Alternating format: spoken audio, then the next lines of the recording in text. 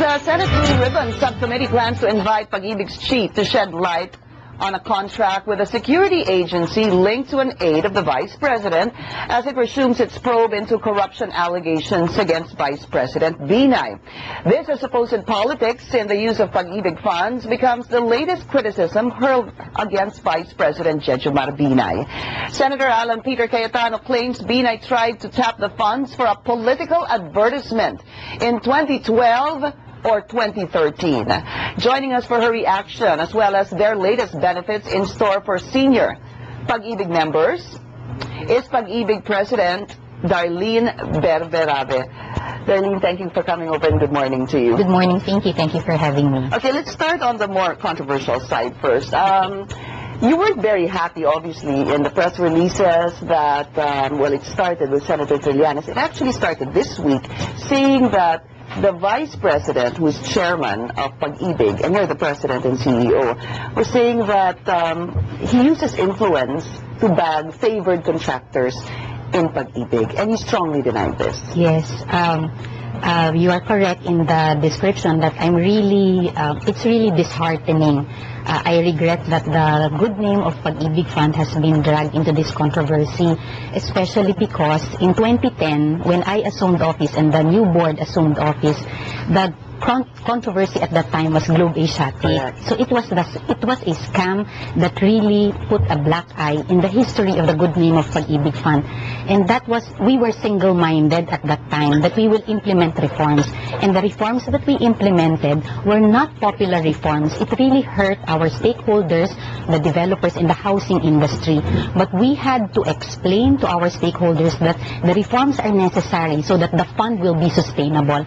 So for an organization which has endeavored really to make sure that the the Globe Asiatic will never happen again, for us who have implemented reforms, and our stakeholders are really describing it as we had the political will to implement the reforms, for an organization that signed an integrity pledge, which is an initiative from the private sector. That means that we have an organization that is really serious in its anti-corruption drive. So, kung meron kaming tinatago, it is not for me to sign an integrity pledge and to announce to the whole world that the whole organization is anti-corruption.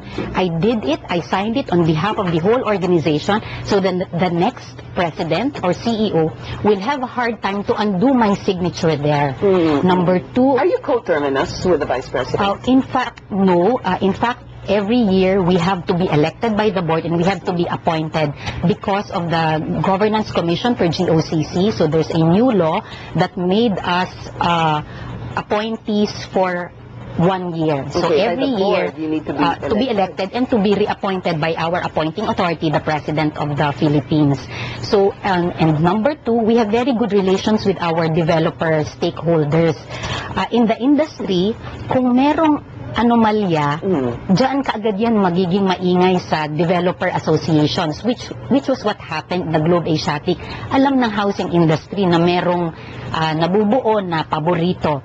We in fact pride ourselves with having leveled the playing field. The small developers were given a chance to really grow their business.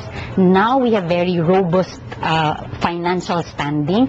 Our net income last year was 14.5 billion pesos, at par with the top Philippine banks. This year, I'm looking at more than 15 billion in net income. We declared dividends of 10 billion pesos. Yes, you can ask our developer stakeholders if ever there was a time that we favored any of them. So we institutionalized also our principles, our program, so that it will apply to anyone who can qualify. But let's talk about the method and the projects of Pag-ibig. You said that you are not in the business of awarding contracts. Yes.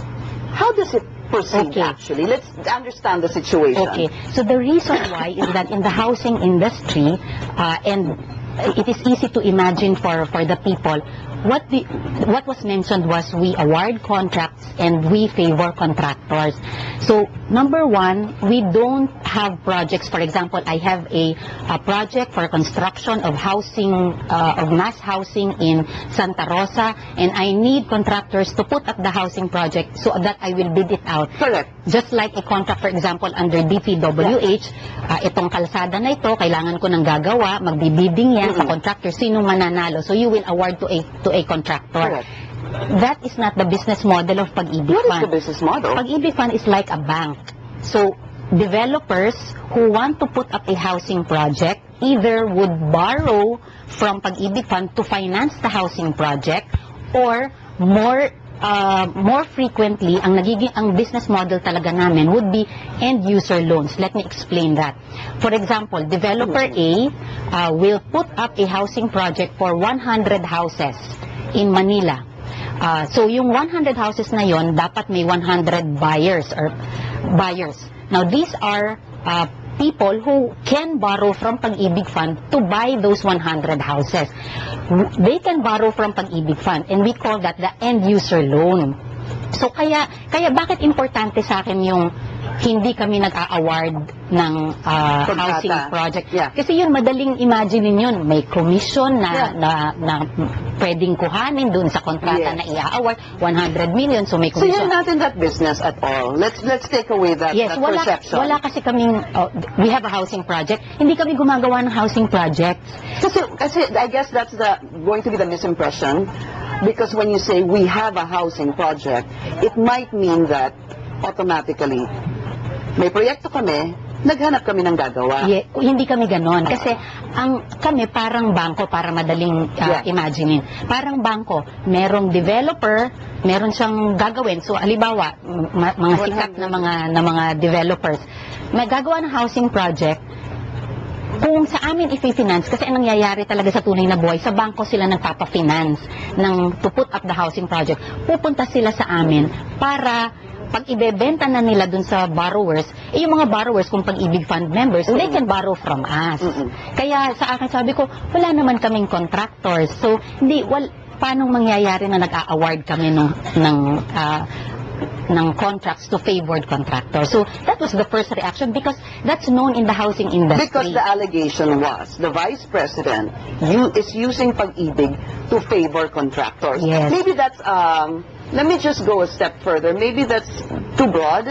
It could probably mean that you're favoring companies that want to put up housing and going to be financed by Pag-ibig. Pwede yun. Yes. That you're favoring them. Correct. So, kung halimbawa yun ang ibig sabihin, developers, kaya ang sagot ko naman doon, nung bumulaga sa amin ng Globe Asiatic in 2010, we had a hard time really explaining what happened. It was a tough time for Pag-ibig. What did we do? We filed a syndicated estafa case. That's not easy. We terminated. Kami ang lumaban. And then we implemented reforms. So kahit intuitively, for example, for politicians, parang iniisip ko, ito na nga, ang laki-laking controversy, tapos gagawin mo pa ulit. And on the contrary, ang ginawa nga ni Vice President, di ba siya lagi ang matigas na nagsasalita? Talagang we will pursue this case and we will be relentless. Hindi namin bibiguin ang mga members. Hindi kami titigil. And then, yan ang unang-unang tinanggal na walang special arrangement, special favor. Because going back to history, just to remind the viewers, the allegation really was Globe Asiatic was favored, special how do you call that? Arrangements were made by Pag-ibig. But of course, this was way back in 2010, prior to your assumption as President and CEO of Pag-ibig. But then again, so that brings me to the topic we were discussing. Pwede pa rin na someone like Darlene Berberabe or the Vice President bibigyan ng magiging madali para sa isang housing developer na to be financed by Pag-ibig kasi kilala ninyo. Okay. Talaga naman ang mga developers, halimbawa, when they ask us to evaluate their projects, malaking bagay ang may track record. Okay? So, ang masasabi ko lang, we have set standards applicable to all. Our standards are published in our website. Kaya nga para sa akin ang pinakamahalagang feedback among the developers. Sila mismo, because sila mismo, ask them. Yes, kasi kung meron niyang paborito, ano yan, lalabas at lalabas yung kung meron kaming fine-favor. Balikan natin, Darlene, yung, the allegations against the Vice President. In the past, in all the Senate hearings, has there been anybody that has been mentioned in the hearing that may have developed housing na humingi ng tulong sa pag-ibig? Meron ba? Wala.